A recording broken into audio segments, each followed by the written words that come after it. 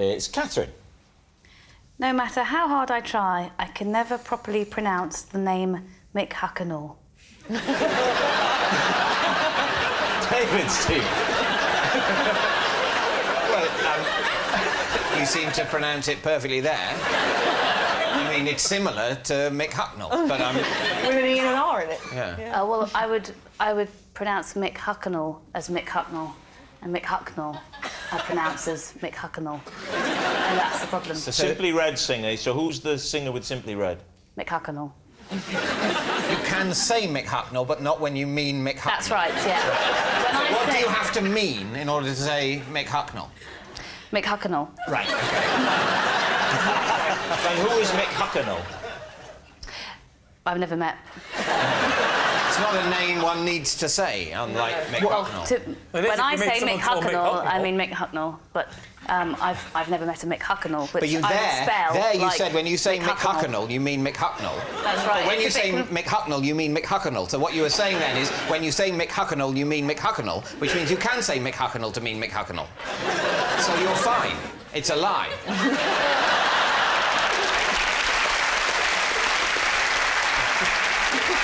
But when I say Mick Hucknall to you, yeah, pronouncing it correctly, I'm imagining it is spelt like Mick Hucknall. But in other words, you get completely... There's things like spontaneous. I know I'm not pronouncing that in the correct way. What are you actually trying to pronounce there? If something's a spontaneous event or spontaneous combustion. Why don't you try and say spontaneous, and then you can explain to Gabby what you mean by spontaneous. No, I'm spontaneous.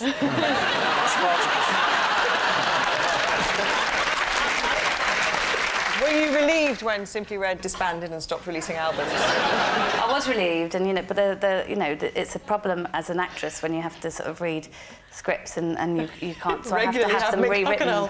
You could concentrate on working in sort of classical theatre before, because I don't think Shakespeare mentions Mick Hucknall more than a couple of times. A script without his name in it, though, is Simply Red. So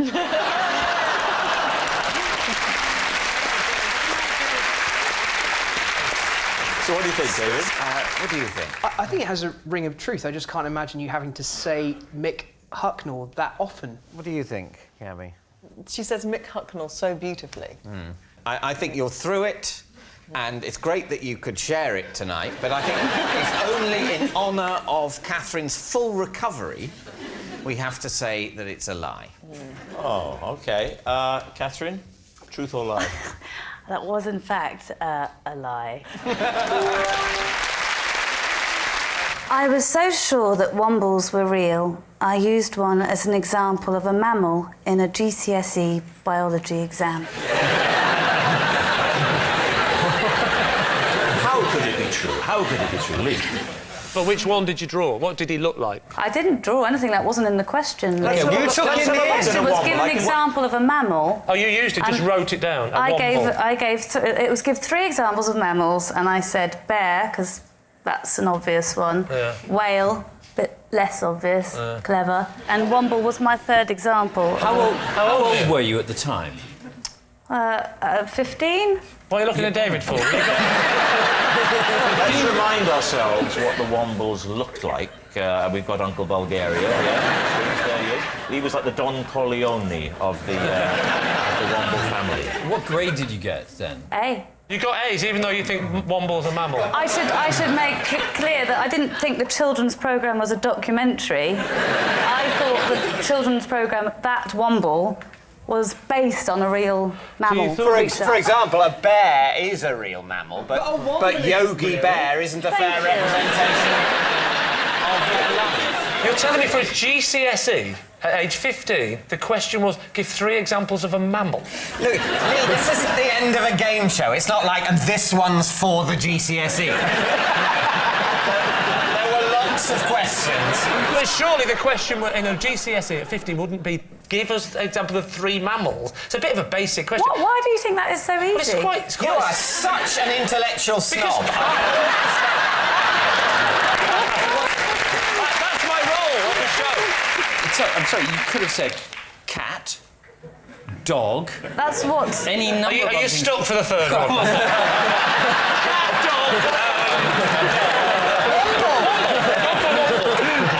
Well, I know what you're saying. You could say that you knew that they were fictional, but based on a real Yes. animal called the Womble. I thought that maybe it was based on the fact that in real life they made their burrows from, like, condoms and coke. reality, of course, most creatures perish because of litter, things that the everyday folk leave behind. So in a way, the Wombles did a lot of bad. Are you saying that the Wombles They message didn't encouraged exist. people to litter? Yes. People sort of said, well, maybe I was going to throw this away properly, but maybe the Wombles can make an extension out of it. Yeah. That's exactly what I'm saying, yeah. I mean, people do dress dogs up like that these days, and so you couldn't be sure whether they're possibly just trained Wombles. Yeah. But these, in the story, the Wombles were... That wasn't just poor old bewildered Womble, but someone's put some glasses on him. He's put his own glasses. He's gone to the Womble optician and said, could you fashion me some reading glasses out of some stuff that everyday folk have left around? And they've done that. Right. That's actually not true. He found the glasses. He found the clothes. He found glasses of exactly the right prescription. No. Possibly on... There was no evidence that it was the right prescription. There was an episode, wasn't there, where an old man had died on Wimbledon Common. Immediately the Wombles are on him. Taking everything. His medals, his gold watch, his glasses, his shoes, and there he is naked. This old man, no dignity if the Wombles are around. It's a brilliant programme. What do we think, Bill? I think it would be an insult to Catherine's intelligence to believe that she wrote that down in an exam. I don't believe it. You don't. You see, Go on, what do you think, Lou? No, I don't believe it. Why? No. Because I don't. Because I think that she seems better educated than that. I mean, I got kicked out of school at 15 and... Why? Because I wasn't very educated and I didn't really know anything. I couldn't spell or read. I was doing high kicks and backflips all the time. They got bored of me. What did you do when you were expelled? Did you just run out into the street singing and dancing and going, I don't need this? Yeah. I don't need this. I don't want this. I can spell. I can do up. Head roll. Boom, boom. Can I just say, I would say that in the history of this programme, we have never had two such opposing guests. That's Bill and Lou. Well, there we are. It's time, Lee, to make a decision. Which way are you going to go, Lee? OK, I'll go with my team and say that it's not true, even though my gut is screaming it's true. I will go with my team and say it's a lie. OK. Catherine, is it a lie or is it true? It is, in fact, true.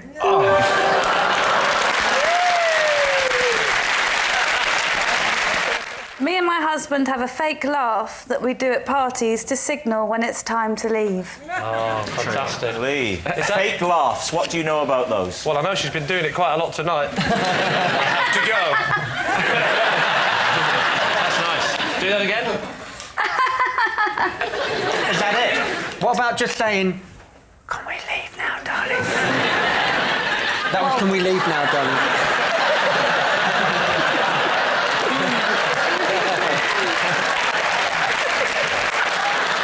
So just put us through this scenario then. You're both having the same conversation at a party with somebody else. And when one of us wants to go home, we will just laugh in a certain way. And does your husband do the same laugh as you, or has he got his own version? No, he's got his own version. his laugh? voice What's is deeper than mine. Same thing, but deeper? Yes. Like, for instance? Do his laugh. Sort of...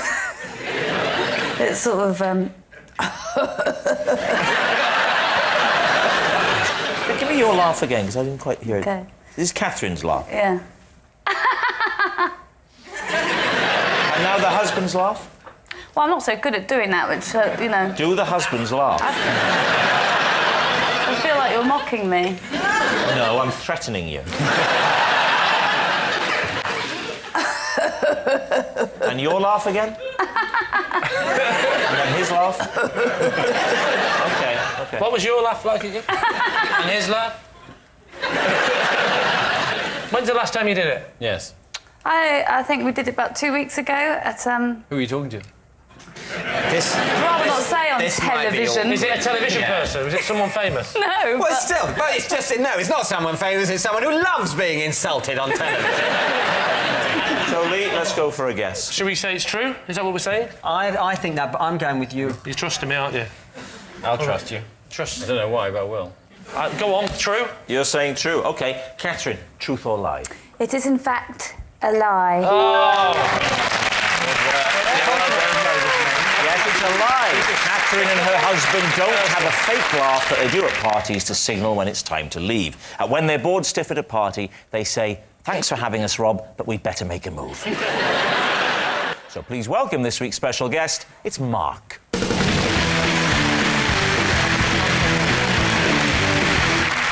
Right, we'll start with you, David O'Doherty. What is Mark to you? Well, this is Mark, and together we started a lost animals detective agency.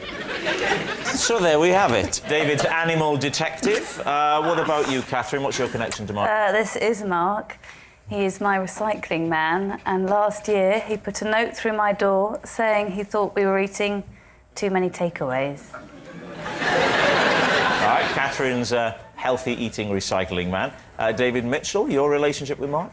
This is Mark. He saved me from choking in Argos after I...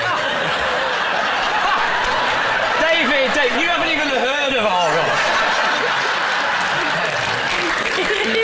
He saved me from choking in Argos after I swallowed one of their little pens.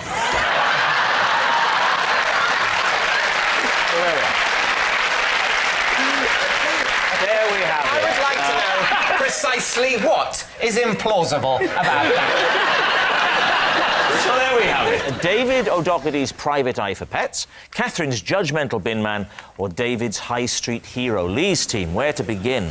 Well, let's start with Katherine. How many takeaways were you eating? Chinese, Thai, and pizzas. Yeah, that's the first night. What about the second night? Indians. I wasn't having takeaways every night. This is why I personally think it was a very rude thing to do. I mean, apart from the fact that it's none of this man's business, who I don't know. He's basically my staff. How often does your staff turn up to take away the refuse? God, I don't. My husband deals with all the rubbish and stuff. I don't quite know what that means. I mean, he doesn't deal with booking them, does he? They just come every week. Or every What's the rubbish out, Lee? You still might know how often they come. I accept that, but you said your husband deals with it, whatever that means. It means he's the one. In my family, your wife Mrs. does it, Bryden is happy for me to put the rubbish out. I do it every Thursday Do you take night. a little stepladder out with you? Yes, because I can't reach the top of the wheelie bin, so... or sometimes I just take a run at it.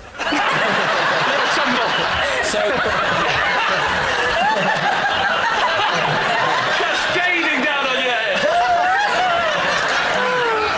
And then, when you think it's all over the place, the little mammals turn up to clear all the rubbish.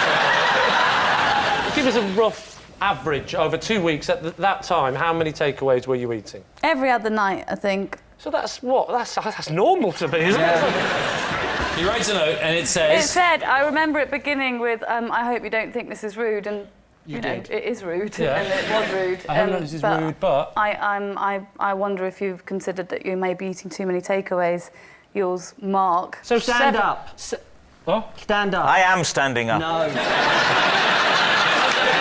All them takeaways, let's have a look That's at you. my mic pack. I'm going to go and have a quick feel. Oh my God. I'm allowed to, I'm gay. If it turns out this whole facade has been a lie, Louis... It's all right, I'm gay. Can I just say, Katherine, I'm gay.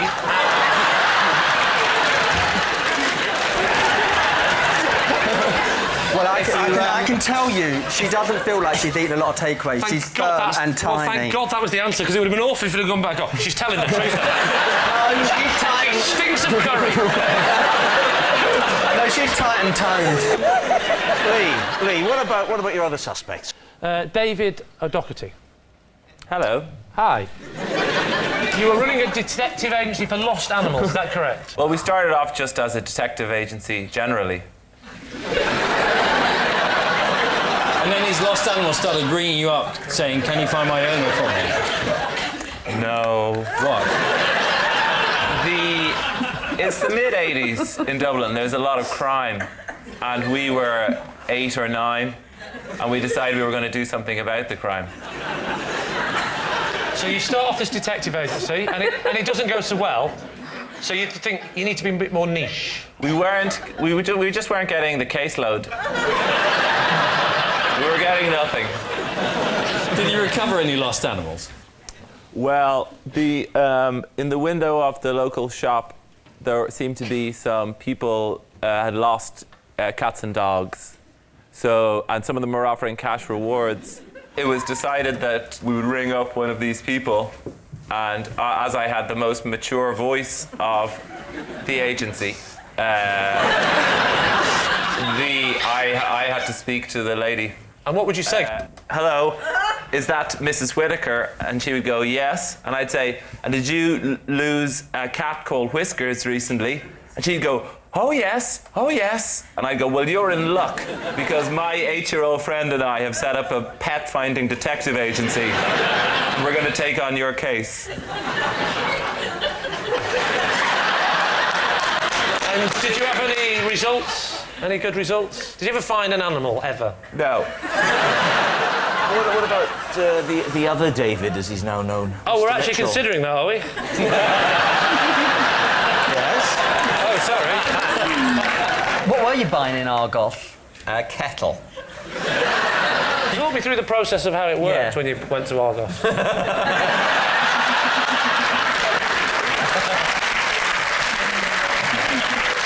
I walked through the door and I looked through the catalogue to find the kettle. Good start. Yeah. What type of kettle did you go for? For boiling water.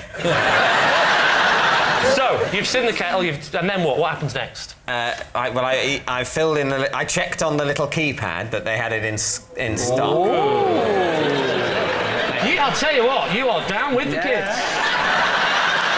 This, the pen that Yes. you swallowed, how long was it? It was sort of about that long, I think. And you choked?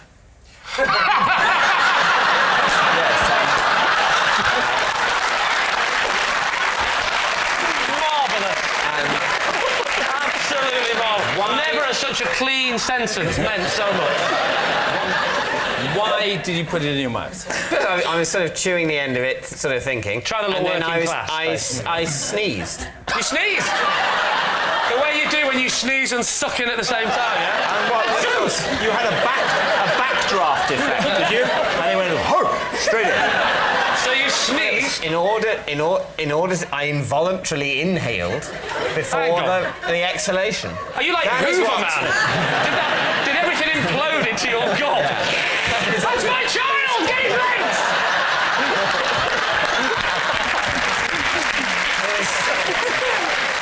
So Mark's ran up to you. Yeah. Does he give you the Heimlich manoeuvre? No. He just sort of patted me hard on the back a few times. Right, we need an answer.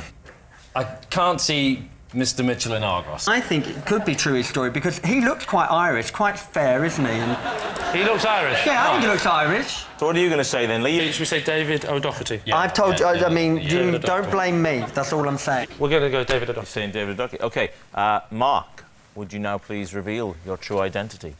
David O'Doherty and I ran a pet detective agency.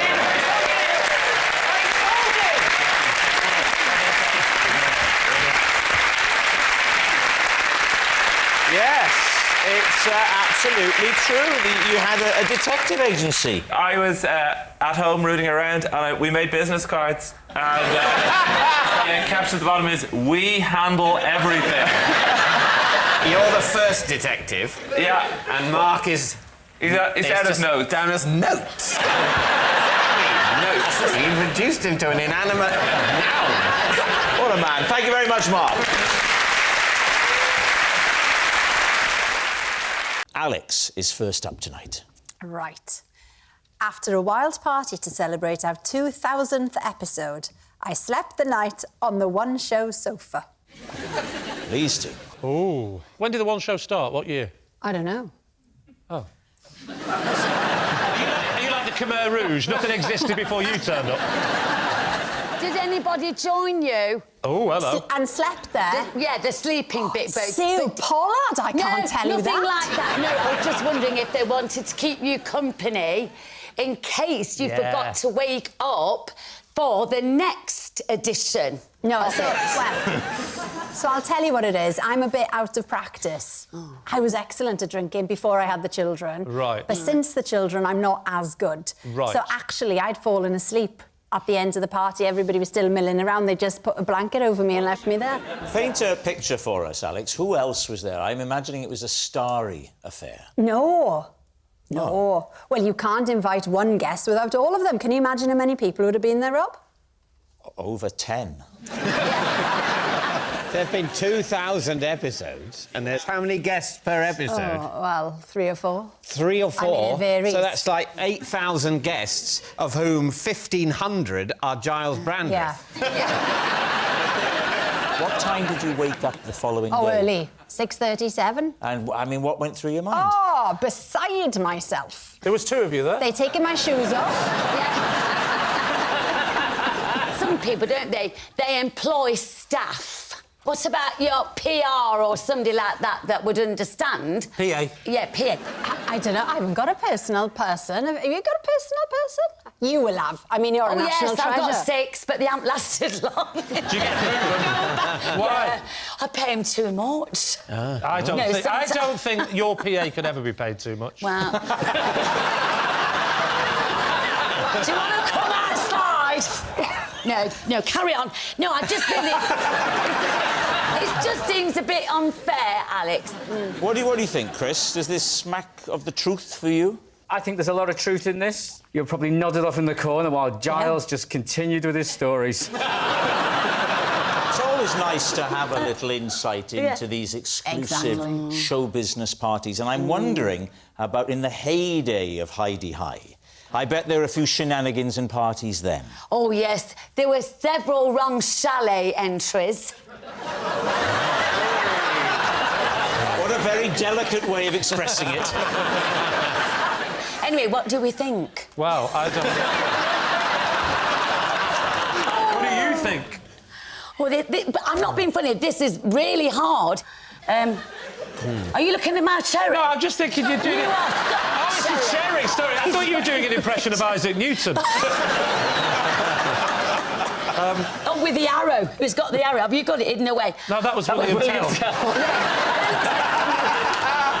Truth or a lie? Yeah, go on then. I'll leave it to you. Go on then. Oh, So Chris thinks it's true. I think it's true. And Sue, you think it's... I'm going to say it's true. OK, well, my team think it's true. All right. They think it's true. Alex falling asleep on the one-show sofa. True or a lie? Oh, Rob, I'm better than that. Come on. It's a lie! I once got the giggles on the one show when I accidentally destroyed a priceless historical artefact. Please do. What was the priceless historical artefact? It was a letter. Which letter?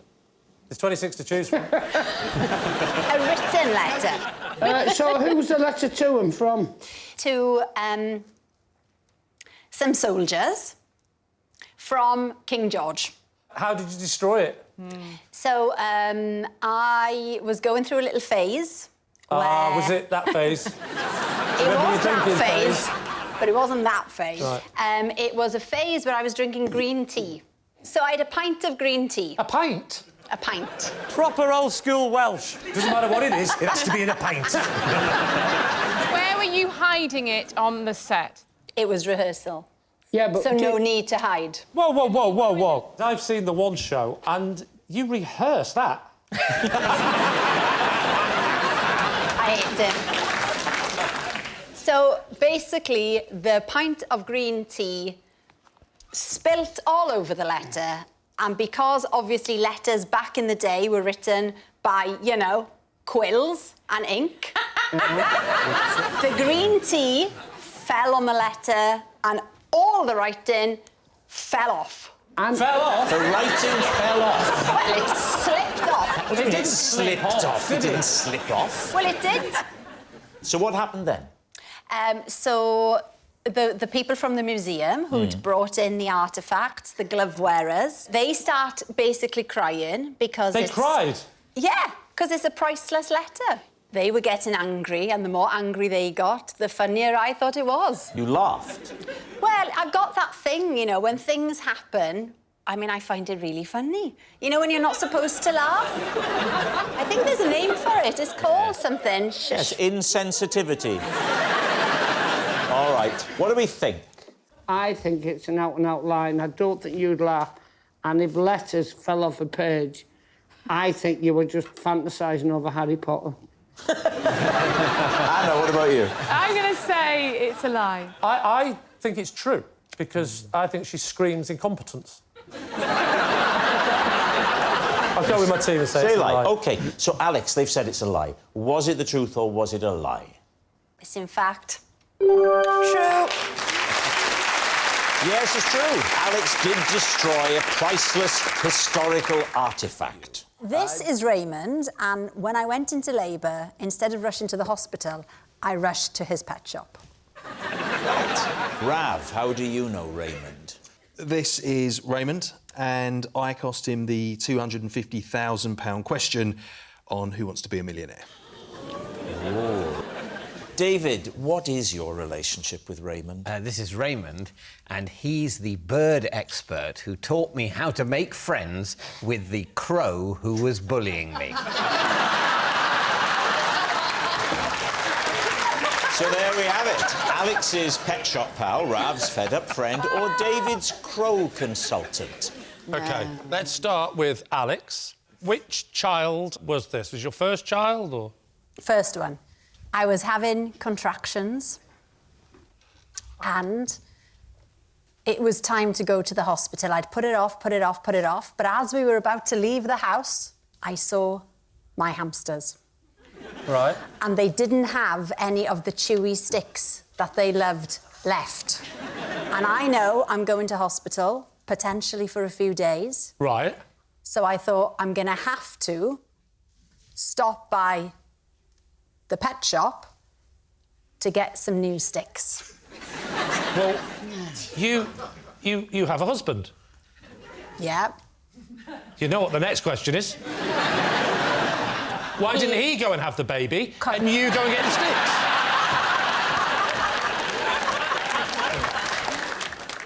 Where's hubby? Fixing some wardrobes. Oh, he's at home? Yeah. He didn't like the hamsters. This doesn't make any sense. What? No, you could always take the hamsters with to hospital? you. Yes. Because it's... Oh, yeah, good practical joke. Yeah, because... I thought the father had big cheeks. Yeah. No, but they could be classed as a support. Support pet. They could get very funny about rodents in hospitals. Yeah. You said St. Charlie was fixing wardrobes. Yeah. Priorities is a word that's coming to my mind. He's very strange, Rob. He's not Welsh, is he? Well, this is the mistake you've made, Alex. This is you've weakened the bloodline by going with one of these English. What do you expect to happen? I looked, Rob, and I couldn't find one, and then I settled, and this is where we are. Yeah, but Roland, actually... Raymond. Raymond. Oh, dear, sorry. I'm so sorry, Raymond. You seem nice. Are you married? He's not allowed to speak. Oh, yeah, but he's got a lovely smile and he's dying to break out. No, he could have taken the hamster's treats with him, you know, to your house for the hamsters. So you could have not driven... Deliveroo. I mean... It's very hard to walk into a pet shop, buy two little sticks that are probably 30p each, and go, I'd like them delivered. Right, who would you like to quiz next? Rav, so you were on Who Wants to Be a Millionaire? Raymond was on. I was the phone a friend. Oh, you were the phone a friend? I was the phone a friend, yeah. Was it the celebrity version of Who Wants to Be a Millionaire? No, it was just the normal one. This is years ago. Years and years So this ago. was before your television days? Yeah, I'd never been on telly then. But also, I think even in the celebrity one, it's the people on that are the celebrities. not the people... Because it's not getting the best out of a celebrity, it's just having them on the phone. Are you still friends, though? He forgave you, I imagine, for that one almighty upset. You could have changed his life forever. He'd be able to give up the pet shop. And the boys, yeah. And indulge his love of birds. Yeah. How did he, Rav, how did he react when this happened? So it's actually really awkward because I haven't actually seen him since then. Well, I thought you were friends. We were. And he fell out over this? Yeah. So- I've sent a few texts and that was it. This is the closest we've been. What was the question? It was, who is the first director to win 2 Best Director Academy Awards? And when they phoned me, it was a 50-50, so there was only 2 left. And who were the options. Who were the options? Steven Spielberg and Oliver Stone. Imagine I'm phoning you, Lee, and they've asked me that question. Lee, it's Rob. Hi, Rob. Hi, I'm on Who Wants to Be a Millionaire, and I got to phone a friend. David wasn't in, so this is the question, right? Who was the first director to win 2 Best Director Academy Awards? Now, the choices are, and think about it, Lee, Oliver Stone or Steven Spielberg. Yeah, sorry, Rob, you said the choices are... It's actually the options are. You only have 1 choice, you have 2 options. Sorry, Rob, have we run out of time? Bye.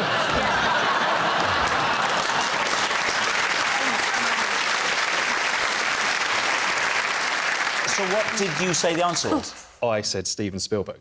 Right. And I thought that was the correct answer. And it's not Spielberg. It's not. Give us an example of the kinds of messages you sent him afterwards to try and make, you know, mend bridges. Well, I actually... first of all, I just said, I'm so sorry. I thought it was right. Got 2 ticks and nothing more. How long ago was this? 2001. 2001, you got 2 ticks. 2 ticks. In 2001, you got 2 ticks. BBM. What? BlackBerry Messenger. BlackBerry Used to get 2 Messenger. ticks if the message was read. Nice save there, Ralph. Nice save. We used to work together and then... What was he? Was he a policeman? Yeah, we were at training together. Did he carry on being a policeman? Yeah, he went off to uniform. Does he look like a copper, Lee? Does he look like a copper? That's a good question. He stood like a copper. Yeah. He's got his hands behind his back, and he's wearing a policeman's outfit. Here's the question, Rav. What made him think that you're the man to go to for movies? So we were at training school together for 18 weeks and we used to do pub quizzes together at the pub around the corner from training school, and I was a bit of a movie buff. OK. So was that Hendon, then? Yes. Yes. Do you remember the pub? Yeah. Rav definitely was a policeman. That's definite. No, I'm just talking about the pub so I can make sure that he remembers the name of the pub, and that would coincide with the rest of his truths or not. Rav, my client wants to know, what was the name of the pub in Hendon? The Cladder Ring. Oh, yeah, I've had that. Oh, the All right, now then, what about David? OK. David and the Crow. Right. What was the Crow doing to you that you would say constituted bullying? Well, it was flying at me. Right. And was your wife still covering your face in seeds? No bird food had been applied to me by my wife. I was just Please going... just use that in the trailer. Yeah, I was going... But I would leave the house and it would fly towards me, and on a couple of times it sort of slightly hit me in the head. Do you think it was trying to attack you? Yes. Why? Well, Why you? Because it hated me. How often did the Crow attack you? Most days when I left the house, it would attack me. So we were talking over what period? Over a period of about a week to 10 days. How does Raymond come into the story? Well, he's the Crow. No, he is from the RSPB. He came round to see what was going on. Did he witness it? Yes, he saw that. Yeah, he waited for you and the to... thing he's told me is that crows are very intelligent birds, right, and they recognise people. Oh, they watch telly, do they? These Exactly. crows? So, and yeah, it turned out the Crow hated Peep Show. So, and he said, "You've probably done something to sort of threaten or upset it without realising it." Had you? Well, the only thing we could think of... When you tried to shoot that crow? ...is that he said that the crow was nesting in the sort of eaves of the house, and there's a sort of creepery thing getting in the way of a window, and I'd hacked it back a bit. And he said, well, maybe it was that. And this has enraged the Crow, and so he's going to go for you until he's driven you out of the house. So what did you do then? We moved house. Seriously, because you said it happened over a week to 10 days. Yeah, what he said is what you need to do is curry favour with the Crow, putting out little treats for it. and it worked. What was the treats treats? did you give to the crow? Nuts. Nuts. But the crow's got to see you doing it. Otherwise, the crow just thinks they've cleverly found their own nuts. I hope this is true, because that's an image, isn't it? If you go, now I've got you some nuts! Look. All right, we need an answer. So, Lee's team. Is Raymond Alex's pet shop pal, Rav's fed-up friend, or David's crow consultant? I mean, why wouldn't a crow want to attack him? You can just imagine him leaving in the house, can't you? Goodbye, goodbye. Hello, everybody. Hello, world. Hello, trees. Hello, world. Hello, Mr. Crow. I'm not a children's character. But you know what? If it's Rav, why on earth would you invite him in a roundabout way to a show that you happen to be on? Because after he lost £250,000, he'll do anything for 50 quid and a free hotel. Ravi's, you've just gone... What does that mean? Body language. Oh, do you know about body language? Yeah. What does that mean? The liars go like that, or they sometimes go like that. Do they? Yeah. That's a bit of a get tell, isn't it?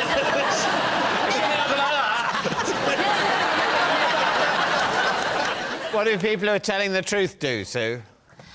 They just look it in the eye steadfastly. Yeah. Right. And really, look at that, you see. And really engaged, or like David's doing, they go... And occasionally they will drop their trousers. Yeah. No, Unfortunately, as you know, I'm nude from the waist down. No wonder the Crow King's attacking you. Oh, God. The early bird.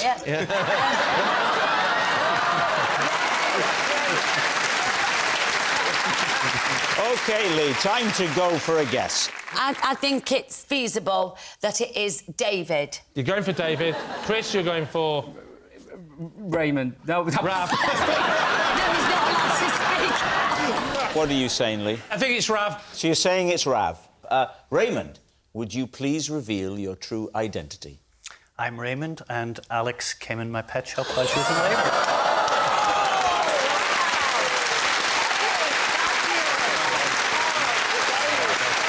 Yes, Raymond is Alex's pet shop pal. Thank you very much, Raymond. Oh, thank you. Raymond was fabulous. On a recent trip to the zoo, my bag was hijacked by a one-armed monkey. Lee. What zoo was it? London Zoo. And which arm was it? The left was missing, right intact. As you look at it, or from the monkey's perspective? His left was missing. OK. And why was it missing, Al? I don't really know. I mean, we were merely visitors in the zoo, Stace. I didn't know the backstory of the monkey. No, I accept that. Who is we? Me and my husband and our little boy. Your little boy. So you've gone for a little family day at the zoo. Yeah. And aren't monkeys usually behind cages or behind glass? Well, they are, apart from when you get to the rainforest section. And in the rainforest section, there are birds, there are monkeys, there are sloths. It's a free-for-all. Did the monkey have a name? Because often they name them, don't they? The monkey's name was Bandit. Bandit? As in one arm. Oh, come on.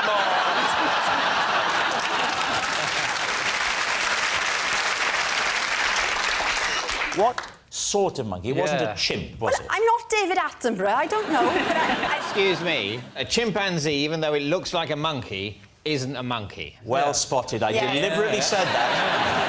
Even though a chimp is totally, in every meaningful way, obviously it's a monkey, it's not a monkey. You know, it's a special place that's been made by biologists for pedants to reside, so that whenever anyone refers to a chimpanzee as a monkey like you did, then a pedant like me says, oh, no, a chimpanzee isn't a monkey, and I've started to hate myself for that. Nice of you to join the rest of us. What happened? I'm pushing the pram. Said monkey travelled from a tree and landed on the pram. My maternal instinct obviously kicks in, so I take Ted... You cuddled the monkey. I took Ted out of the pram, and then the monkey got hold of the bag attached to the pram. In he went.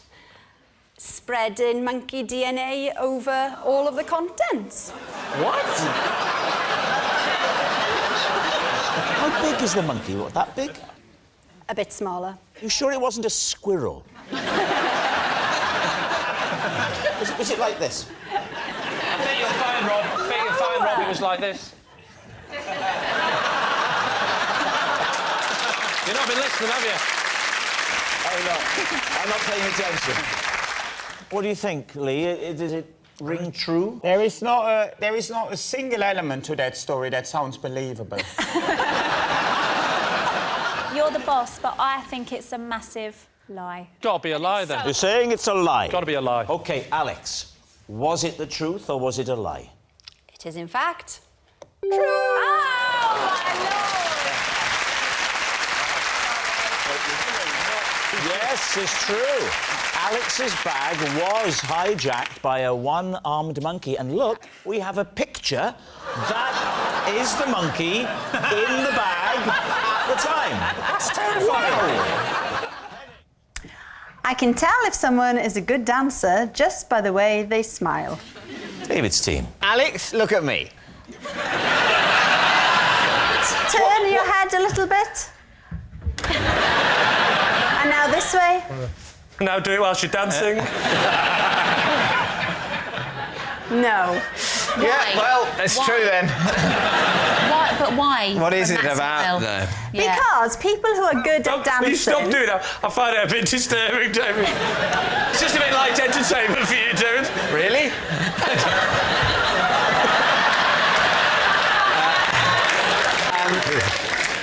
What is it? Yeah, what it's about? People, what do you look for? Well, people who are good at dancing will look naturally smug.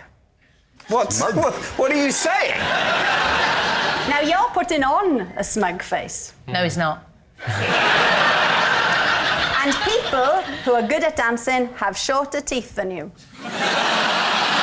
It's just something about dancers. They seem to be a little bit underdeveloped in the tough area. Are they making up for their short teeth by Could learning be. to dance? I don't know, but it seems to be a pattern. That's what I found doing extensive research. So I'll go round you all now. Open up.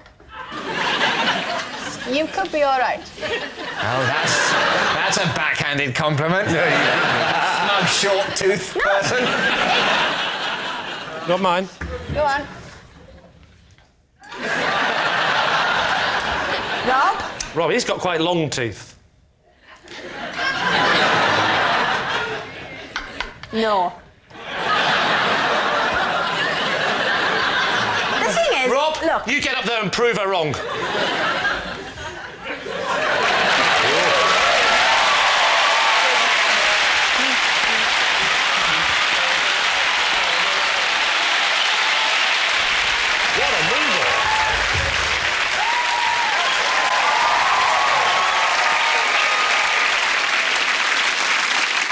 I just want to say, Rob, I've got a lot of respect for your commitment to the show. Yeah. I mean, I'm no Bruno or Len. I'm no Bruno or Len. Hasn't she got a Hang stupid on, you're voice? now taking them. What is... Does anyone know how large Fred Astaire's teeth are? Small. Small. Didn't have any, just gums. He had little, tiny little... Like that, no. Tiny. Just Putting on a top hat, dusting up a white tie, I'm in my hair. So what are you going to say, David? Mel, do you think it's true? I think it's the sort of claim that Ms. Jones would make. It's not scientifically proven. Oh, you don't say. Yes. I think it is the sort of thing she's She's claimed it. She's not saying it is. No. Yeah. Do you think it's the truth? The truth. The truth. I think we think it's true. You think it's true? Truth. Yes. Alex Jones, was it the truth or were you telling a lie? Don't be so ridiculous. It's a lie! Yes, it was a lie. Alex can't tell if someone is a good dancer by the way they smile. The first time I used eBay, I accidentally bought a canoe instead of a handbag. David's team. Well, how did that error occur? Well, back in the day, when eBay was pretty new, I thought I'd have a little go. And I quite like vintagey stuff and old clothes, although when they delivered, it's not quite as good because they always smell a bit musty and have an air of dead people. But I like the idea. And Did you get that from eBay? Was that you? Sorry, carry on. So I was scrolling through, as you do, and saw a lovely clutch bag. I know I've lost you all already, haven't I? A clutch bag. A clutch bag is a little bag For that keeping you the clutch. pedal from a car in. You have an accelerator bag and a brake bag. So what are we saying, Alex? You saw a clutch bag, you were miming putting the clutch bag under your arm to get into it, and then you pressed canoe by accident. In fact, in the modern computers, they've taken the canoe button off the keyboard because this kept happening. OK, you're looking at eBay. What I'm happens scrolling next? through. Right. It started off at 99p. 99 pence, John. Are you in? For a vintage bag? Yeah. You're in. Anyway. Next thing you know, £14. I'm thinking about pulling out. Yeah. Because that's quite a lot for a vintage bag. But anyway, on it went. Yeah. £32. And you're still bidding? You still in, John? No, I wasn't even in when it was 99. You were wrong about that. You read me wrong there, Alex. I don't know what my body language is telling me.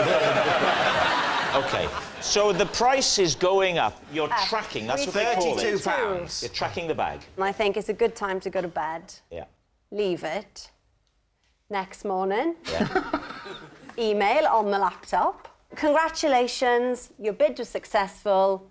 You have bought a second-hand red canoe. It's quite a jump, isn't it? Yeah. Do you think that's a terrible story? There's some fella whose boat was going down. He says, don't worry, I've got this covered. Tried to squeeze a family of 5 into a vintage handbag. So you emailed the canoe man saying, instead of the canoe, could I have the clutch bag. handbag that looks like And he said, I haven't got a clutch handbag to offer. Yeah. And I said, well, you've lied because I bid on a clutch handbag. Oh, so do you think he was luring people in by putting photographs of vintage handbags, which people then bid on and bid on, bid on, whatever they pay, whatever the handbag looks like, they only get a canoe. Maybe 7 times out of 10, people make do with the canoe. It must have looked into it. Have you ever seen at the opening night of a film a glamorous starlet turning up with what the commentators are saying is an incredibly large clutch bag? OK, what are you thinking, David? I think I don't know. What do you think? There's too much of a gap. Do you think it's true? No, I think it's a lie. I think it's a lie. We think it's a lie. You all think it's We a think lie. it's a Quite lie. conclusively a lie. Yeah. Conclusively a lie. OK, Alex, truth or lie? Silly boys, it was, in fact, true. Well,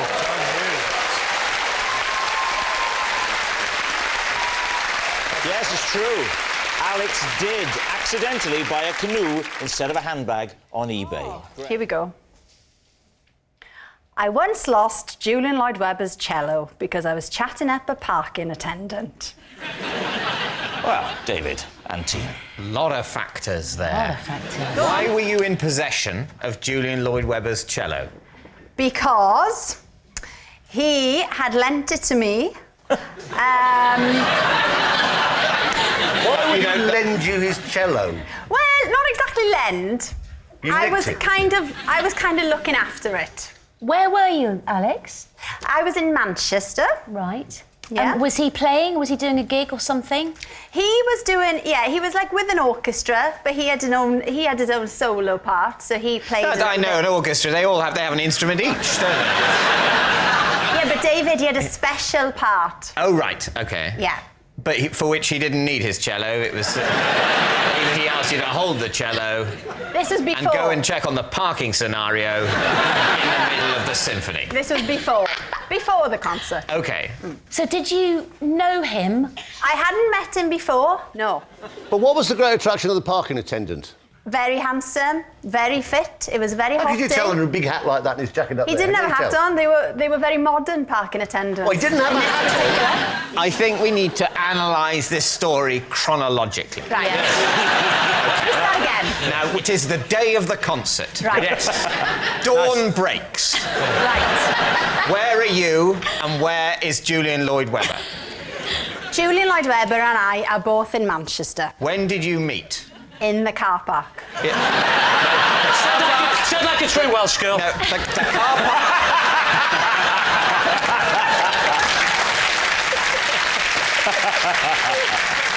I'm afraid the car park is not an acceptable answer to the question, Right. when did you meet? Right. Because the car park is a place, not a time.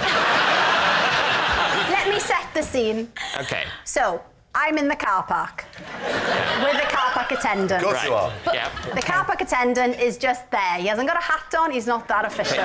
He's just generally hanging around the car park, all sexy. He's just hanging out. Yeah. What's he wearing at the time? Has he got anything on? Is he naked? He's got jeans on and a t-shirt. Jeans and a t-shirt? And an This illuminous is just jacket. some guy. Some bloke. He's told you he's a on. car park attendant because he No. wants to sound important. Is that important? Yeah, it's the sexiest thing you can say. Everyone knows that.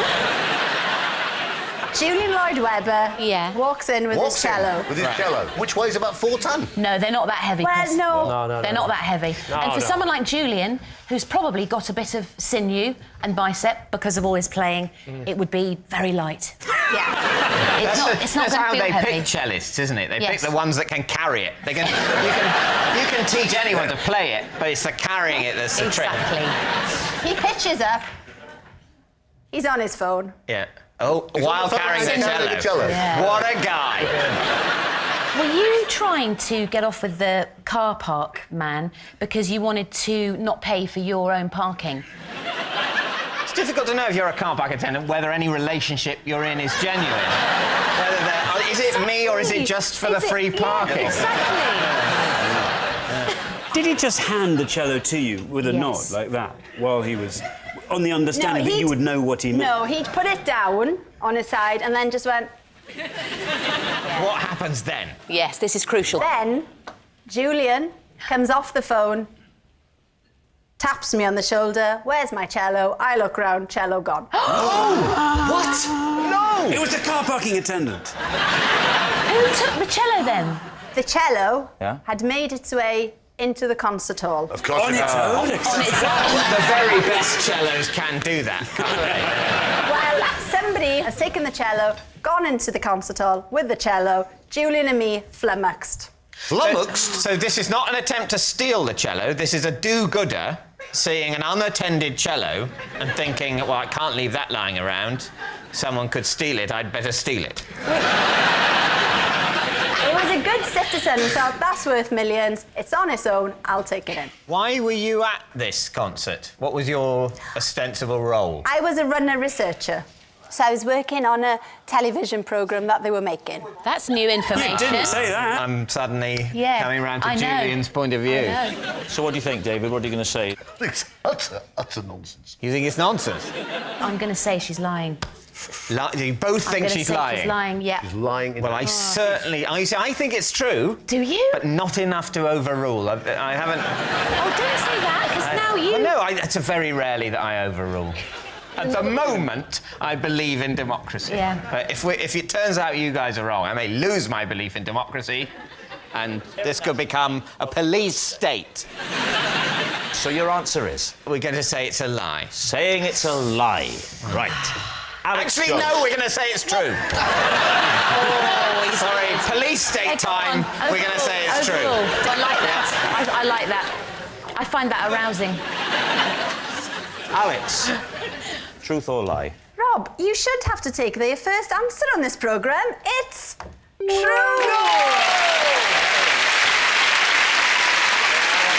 Yes, it's true. Alex did lose Julian Lloyd-Webber's cello because she was chatting up a parking attendant.